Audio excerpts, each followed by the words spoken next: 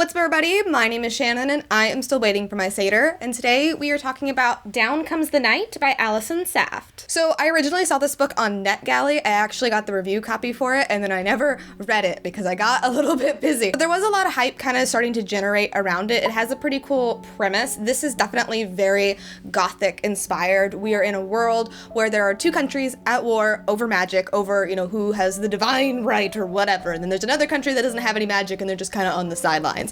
That country invites our main character, Ren, to come to his mysterious, creepy castle up on the mountain and treat a patient who is currently dying. In fact, his entire household has died of this mysterious illness, and he just wants to put an end to it. And he calls Ren because she is a very notable healer. That is what her magic does. And lo and behold, when Ren arrives at this mysterious manor house, she finds out that the patient is somebody who she was definitely not expecting to see.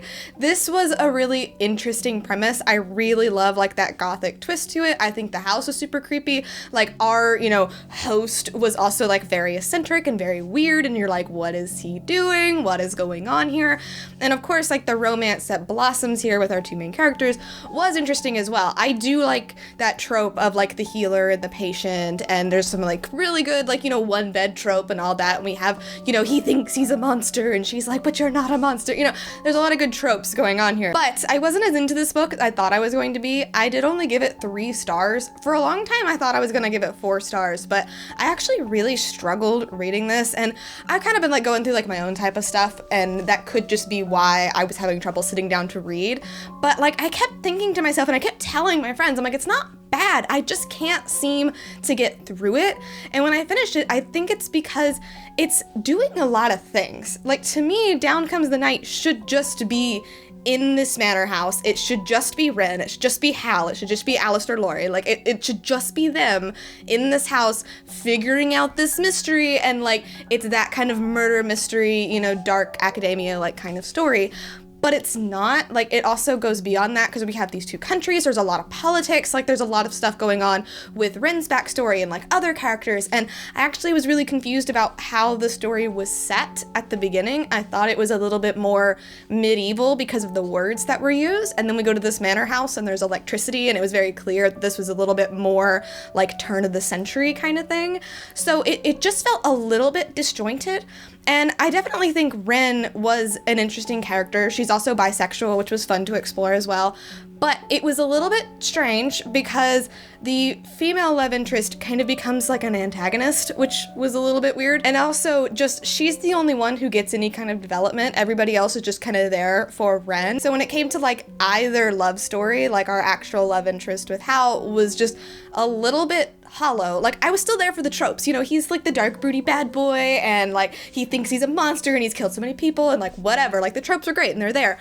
But he is very one-dimensional. You could put any kind of guy into this. Hal doesn't really have a whole lot going for him. So I kind of got bored with it pretty quickly. And when it came to unraveling the mystery, you kind of already knew what was going on. And I feel some twists were thrown in just to throw you off and to make it more complicated than it needed to be.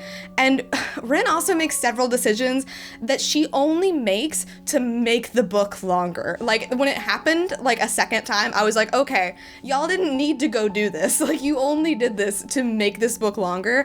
I think that's another reason why I struggled reading it. So I definitely think Down Comes the Night isn't bad. I definitely think it's a fun story because the premise is fun and it's really creepy and you're in this spooky house and all that kind of stuff. I also liked the magic system a lot as well. I liked how scientific our main character was as well.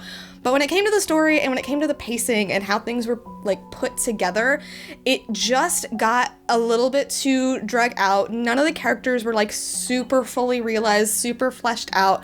And I feel overall there was just too much going on. I think this would have been better if the cast was tighter, if we were only in one setting, if we didn't keep bouncing back from different places, then maybe the story would have held up a little bit more. As it is, I'm hoping that because of the way that it ends, it's only a standalone, because if it's trying to become a trilogy, I think that that's going to be a big mistake. But I would be interested to see what Allison Saft does in the future, because she definitely has good ideas. I just think her writing style needs to improve just a little bit more. So I'm giving this book a C-. I wouldn't necessarily recommend it, but obviously if you're into those type of tropes, this book will still be fun. I just wouldn't expect it to be mind-blowing. But anyway, thank you guys so much for watching this video. If you liked it, be sure to hit that like button down below, and don't forget to subscribe so you can talk books with me every week. That is everything I got for today, and I will see you guys next time.